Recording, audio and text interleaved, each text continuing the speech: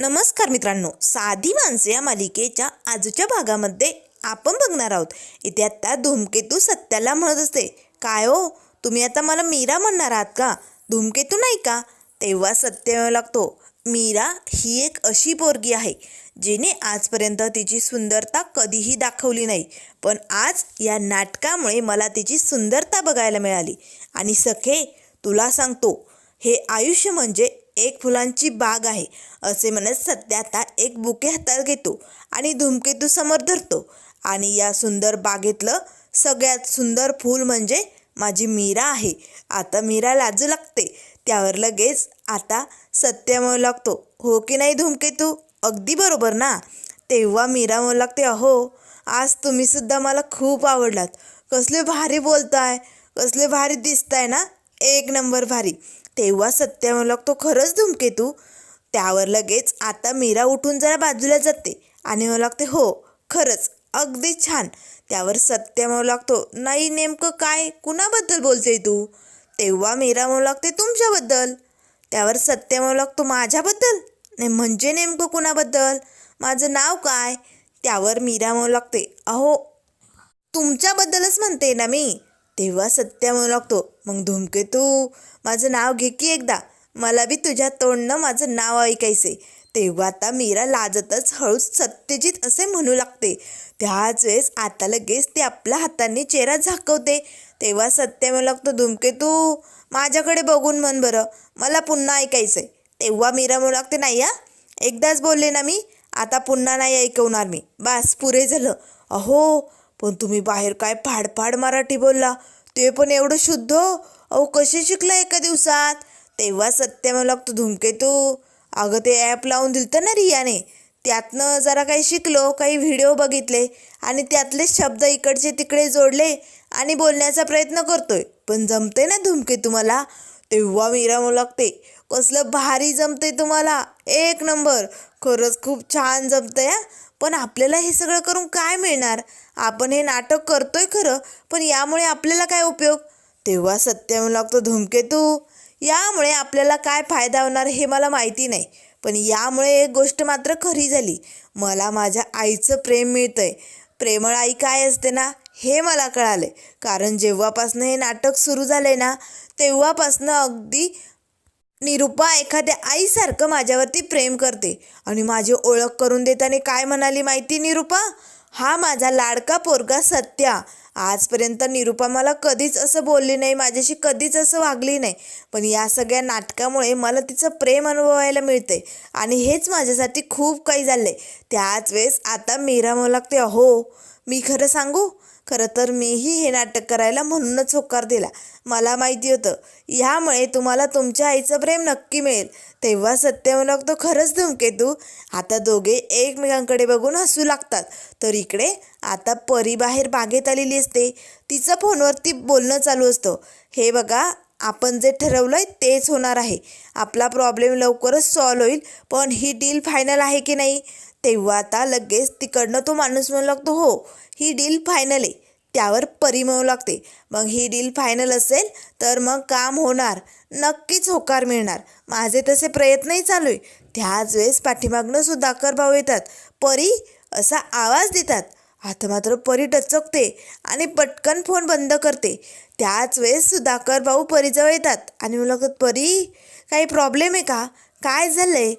तेव्हा परी आता सुधाकर भाऊंचा हात हातात घेते आणि म्हणू लागते, सुधू अरे तो आहे तसाच आहे. अरे बघितलं, जेव्हा कॉलेजमध्ये मला काही टेन्शन असायचं तेव्हा तर आपल्याकडे फोनही नसायचे, पण मी कुठे असणार आहे हे तुझं मन तुला नक्की सांगायचं आणि धावत तू माझ्यापर्यंत पोचायचा आणि मला असंच विचारायचा, काय झालं परी, तुला काही प्रॉब्लेम आहे का, मी मदत करू का? तेव्हा सुधाकर भाऊ लागतात, परी मी खरंच म्हणतोय, तुला काही प्रॉब्लेम आहे का? नाही मला सांग, मी नक्की तुझी मदत करू शकतो. करेक्ट, असंच असंच बोलायचं सुद्धू, मला अजून आठवतात ते दिवस, खरंच खूप भारी होते ना. त्यावर सुधाकर भाऊ म्हणू लागतात, अरे बापरे, इने तर माझा हात पकडलाय, सोडायला तयारच नाही आहे, कोणी बघितलं तर काय समजतील? त्याच वेळेस परी म्हणू लागते, सुधू खरंच त्या आठवणी आठवून ना मला खूप भारी वाटतंय रे. तेव्हा सुधाकर भाऊ म्हणू लागतात, परी हे बघ मला तुझ्याशी ना काहीतरी महत्त्वाचं बोलायचं आहे. तेव्हा परी म्हणू लागते, खरं सुधू? मग बोल ना. अरे मी तर वाट बघून आहे रे सुधू, बोल ना. हे बघ जे काही असेल तुझ्या मनात ते सांगून टाक. त्यावर सुधाकर भाऊ थबकतात. आता मम करू लागतात. तेव्हा लगेच परी म्हणू लागते, सुधू अरे काय करतोय तू? जे काय बोलायचं ते स्पष्ट बोल बरं. तू ना असाच करायचा सुधू. कॉलेजमध्ये असताना जेव्हा बोलायचं तेव्हा बोलला नाही आणि मीही वाट बघत बसले आणि शेवटी तुझ्याच्याने ते बोलणं झालंच नाही आणि काय मीही वाटच बघत राहिली. आता मात्र सुधाकर भाऊ म्हणू लागतात, हे बघ परी मला काय म्हणायचं होतं. त्याच वेळेस आता लगेच पंकज आणि निरुपा तिकडे आलेले असतात. आता दोघांना असं हातात हात धरून एकमेकांशी अगदी हळूहळू बोलताना बघताच इकडे निरुपा मात्र खूप भडकलेली असते. पंकज तर डोळे फाडून आपल्या पप्पांकडे बघत असतो. पप्पांचं हे सगळं काय चालू आहे? त्याच वेळेस निरुपा येते आणि मला लागते, झालं कॉलेजमधलं बोलणं करून झालं का? नाही काही गप्पा असतील तर आम्हालाही सांगा, आम्हालाही सामील करा तुमच्या गप्पामध्ये. त्यावर लगेच आता परी म्हणू लागते, निरुपा अगं बघ ना तुझा नवरा कसा आहे. अगं त्याला माझ्याशी काहीतरी बोलायचं आहे पण त्याच्या तोंडातनं शब्दच फुटत नाही. कॉलेजमध्ये असाच होता आणि अजूनही तसाच आहे. त्याच वेळेस आता निरुपा म्हणू लागते, हो एवढं काय इम्पॉर्टंट बोलायचं आहे? नाही बोला ना, आम्ही बी आहोत की इकडे. बोला, तुम्हाला जे काय बोलायचं असेल ना ते बोला, आम्ही ऐकायला तयार आहे. त्याच वेळेस आता सुधाकर भाऊ रागानेच निरुपाकडे बघतात. तेव्हा निरुपा म्हणू लागते, बोला ना. अहो जमतंय की नाही? जमणार आहे का तुम्हाला बोलायला? नाही ना, मग उगाच काही बी बोलत जाऊ नका. त्याच वेळेस आता लगेच पंकज पुढे येतो. तेव्हा आता निरुपा म्हणू लागते, हे बघा तुमच्या त्या कॉलेजच्या गप्पा आपण नंतर करूया, पण हे बघा तुम्ही ज्या कामासाठी आलायत ना, पैसे इन्व्हेस्ट करायसाठी, त्याचं काय झालं? तेव्हा परी म्हणू लागते, पैसे इन्व्हेस्टमेंट? नाही नाही नाही, मला आत्ता त्या विषयावरती बोलायचंच नाही आहे. मला खूप बोर होतं आहे, मी नंतर बघेन त्याचं काहीतरी. असे म्हणत परी तिकडनं निघून जाते. त्याच वेळेस आता सुधाकर भाऊ रागानेच निरुपाला म्हणू लागतात, निरुपा अगं काय चालू आहे तुझं? हे बघ निरुपा लवकर रूममध्ये, मला तुझ्याशी खूप महत्त्वाचं बोलायचं आहे. असे म्हणत आता सुधाकर भाऊ तिकडनं निघून जातात. त्याच वेळेस पंकज लागतो, मम्मा अगं अशी कशी ती परी इन्व्हेस्टमेंटबद्दल तर काहीच बोलली नाही. तेव्हा निरुपा म्हणू लागते, बोलेल अजून ती परी 2 दिवस आपल्याकडे ना, बघू ती कसे पैसे आपल्याला देत नाही ते. असे आता निरुपा मनाशीच म्हणू लागते. तर इकडे आता सुधाकर भाऊ रूममध्ये आलेले असतात. तेव्हा आता सुधाकर भाऊ निरुपाची वाट बघत असतात आणि तणपण करतच म्हणत असतात, या निरुपाला तर अक्कलच नाही आहे. काय बोलायचं, कसं राहायचं, आपली खरी परिस्थिती काय हे ना तिला पटतच नाही आहे. काय ही सगळी नाटकं लावली त्या परीसमोर कुणास ठाऊक. आणि ही परी माझ्याशी मैत्रीच्या नात्याने बोलते आणि या निरुपाला वेगळंच काहीतरी वाटतं. ह्या निरुपाचं काय करावं ना काही सुचत नाही. तेवढ्यात निरुपा येते आणि लागते, बोला कशासाठी बोलावले मला इकडे? त्यावर सुधाकर भाऊ लागतात, निरुपा अगं काय चालू आहे सगळं आणि कशाला त्या परीला इन्व्हेस्टमेंटबद्दल बोलत होती? हे बघ आपल्याला तिचे पैसे नको आहेत. तेव्हा निरुपा म्हणू लागते, हो का तुम्हाला त्रास होतोय का तिने पैसे दिले म्हणून? तिने अजून पैसे दिले नाही तेच तुम्हाला एवढं लागलं? अहो तुमची जरी ती मैत्रीण असली ना तरी ही तुमची फॅमिली आहे हे विसरू नका. स्वतःच्या मुलांसाठी आपल्याला काही करता आलं नाही पण मी करणार. मी तिच्याकडनं माझ्या पंकजच्या बिझनेसमध्ये पैसे गुंतवणार म्हणजे गुंतवणार. तेव्हा सुधाकर भाऊला, कुठला बिझनेस?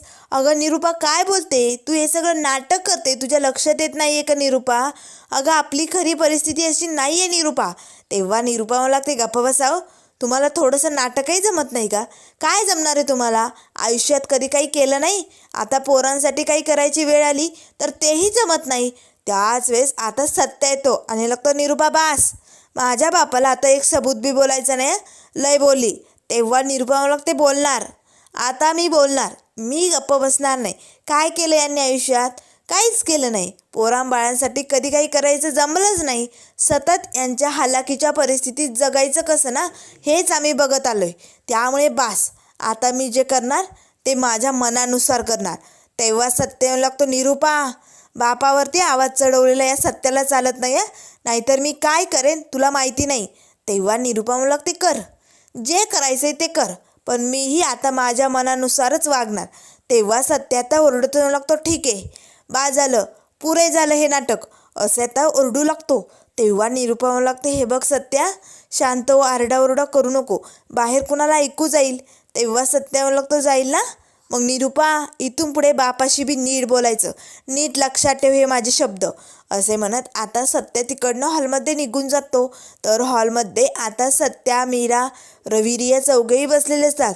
तेव्हा सत्या म्हणू लागतो, रविरिया तुम्ही बघताय ना, जेव्हापासनं बापाची लाडकी मैत्रीण परी आली ना, तेव्हापासनं बाप किती खुश असतो ना, आणि काय भारी मस्त राहतोय, खातोय, पितोय, सगळं काही छान चालू आहे.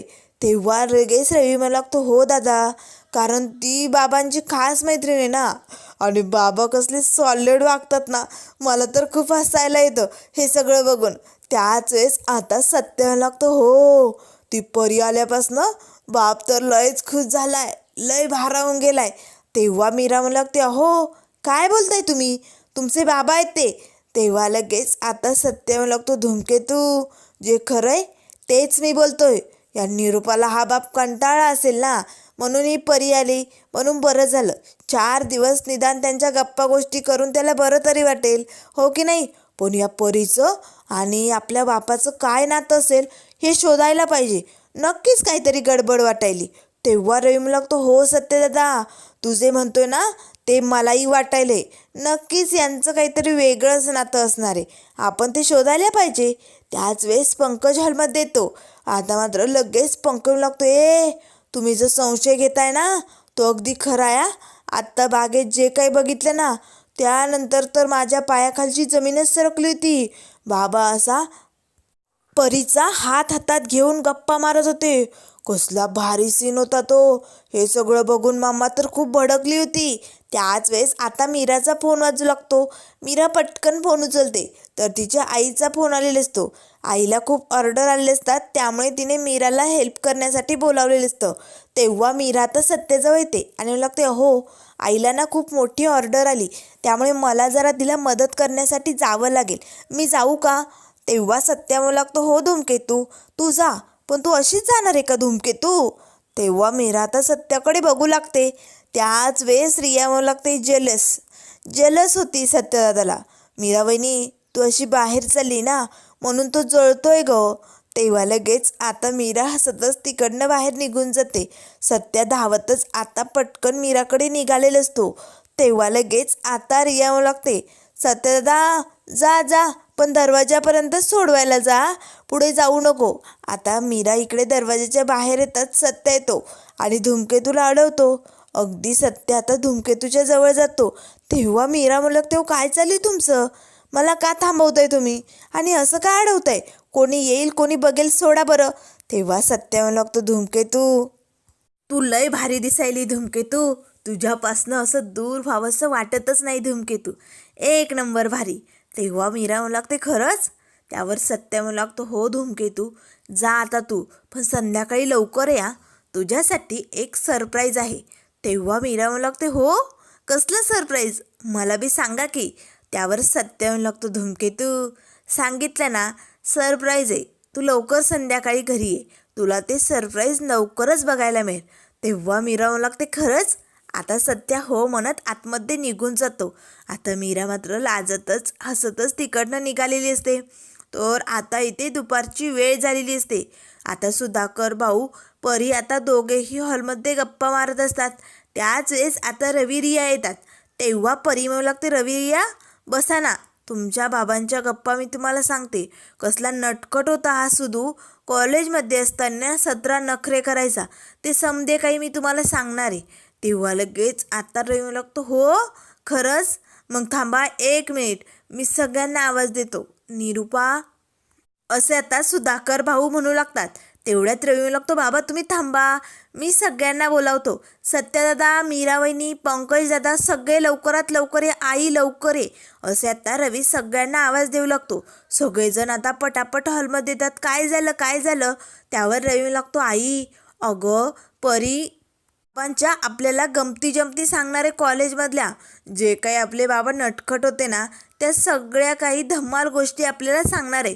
तेव्हा निरूपा लागते, हो नाही काय काय केलं यांनी कारनामे हे ऐकायला आम्हालाही मज्जा येईल, हो की नाही? नाही सांग सांग, काय असतील ना ते सगळे कारनामे सांग. आता मात्र सुधाकर भाऊ रागानेच निरूपाकडे बघू लागतात. त्याच वेळेस आता परी म्हणू लागते, सुधू सांगू ना तुझा डॅशिंगपणा. त्यावर सुधाकर भाऊ हसतच म्हणू लागतात, कशाला परी, नको. तेव्हा सत्या म्हणू लागतो, सांगा, नक्कीच ऐकायला आम्हाला आवडेल. आमच्या पिताश्रींच्या करामती. तेवढ्यात आता दरवाजाची बेल वाजते. तर दरवाजा उघडताच आता बघतात तर आजी आलेली असते. तर लगेच आजीला बघताच सत्या म्हणू लागतो, या या आजी साहेब, तुमचं स्वागत आहे. आता मात्र आजी अगदी छान नटून थटून आलेली असते.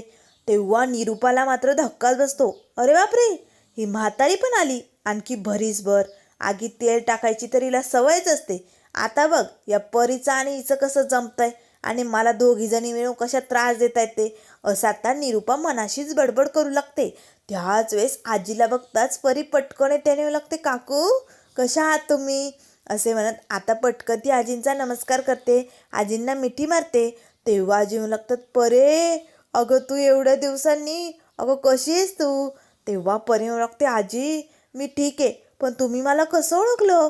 त्यावर लगेच आजी पटकन आता सुधाकर भाऊंजवळ जाऊन बसते आणि मला ते ओळखणार नाही तर काय, तुला माहिती आहे अगं, जेव्हा आमचा सुधू हा कॉलेजमध्ये होता तेव्हा सारखं तुझंच नाव घ्यायचा, परी परी परी.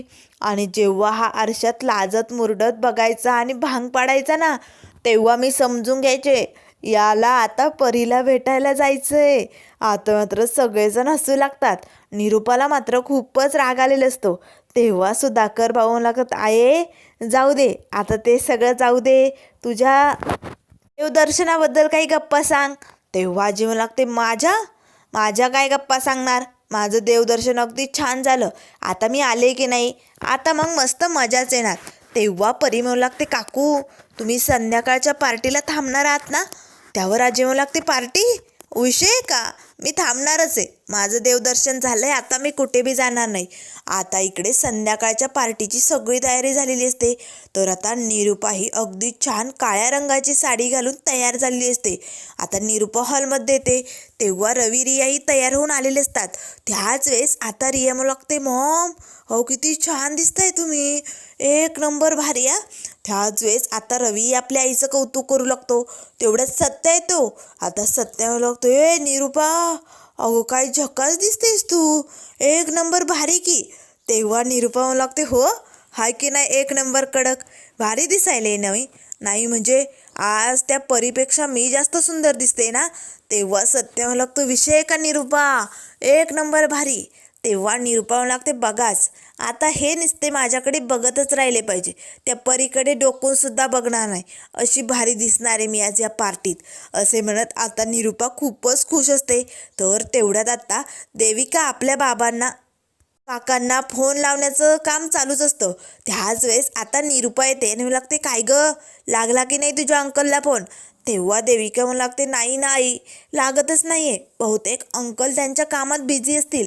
त्याच वेळेस निरूपा म्हणू लागते, मला काही माहिती नाही ते आलेच पाहिजे. हे बघ त्यांना जमत नसेल तर तुझ्या बाबांना बोलावून घे, लगेच बोलाव, मला काही माहिती नाही.